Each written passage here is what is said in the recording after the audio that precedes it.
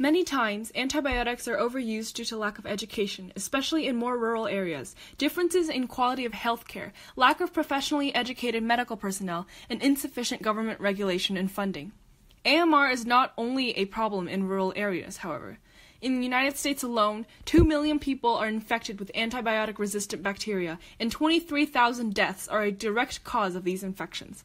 As time goes on, these numbers will only increase. There are steps being taken to deal with AMR, and currently there are many programs in place that hope to closely monitor and reduce the effects of antimicrobial resistance.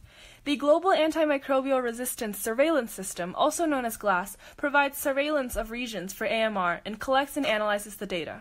This international sharing of data allows for a more targeted approach in fighting AMR.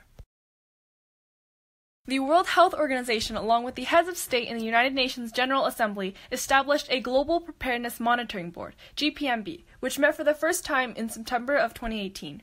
The goal of the GPMB is to help all countries reach a certain level of health preparedness and serve as a platform for communication.